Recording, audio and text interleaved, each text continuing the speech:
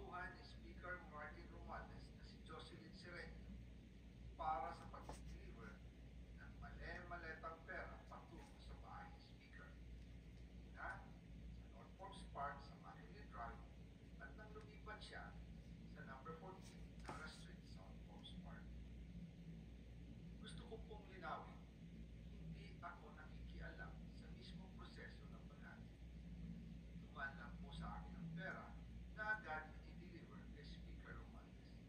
Ako lang po ang nagko-confirm sa text kay Speaker kapag nadala na ang pera sa bahay niya. At lahat ng ito, mula sa unang utos noong 2022 hanggang sa huling delivery noong 2025, umabot sa mahigit 55 billion pesos plus ang naihatid sa bahay ni dating Speaker Martin Romualdez.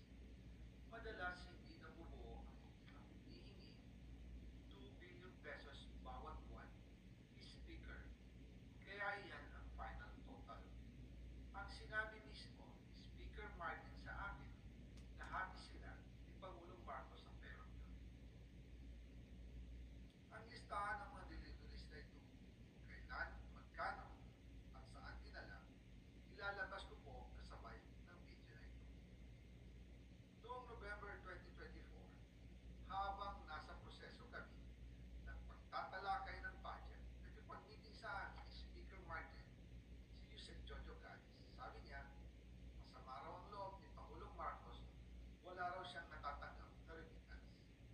At dahil laging napapagalitan si Speaker Martin ng Pangulo mula Setyembre hanggang November, inutusan niya ako na mag-deliver ng 1 billion pesos para kay BBM. Ayon pa kay Yusek Jojo, na ipaalam niya ito sa Pangulo, ang utos sa kanya ng Pangulo ay mag-ingat na siguraduhin si Yusek Jojo lang ang maghahati. Ang instruction po sa akin ni Speaker Martin Romualdez ay dalhin sa number 30 na Camarines Street, South Forks Park at ibigay kay Yusek Jojo Cadiz dahil ito raw ang drop-off point na malapit sa bahay ng Pangulo.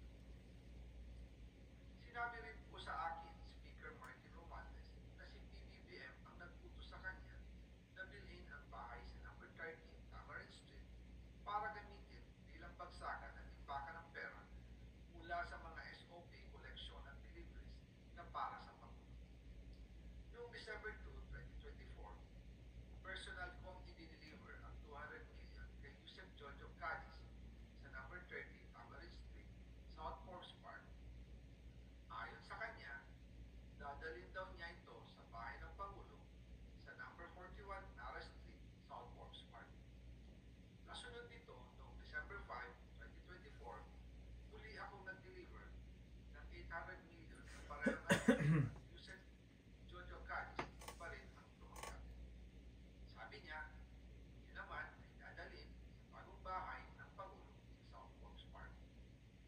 Sa kabuuan, 1 billion pesos ang personal ko na ihatid.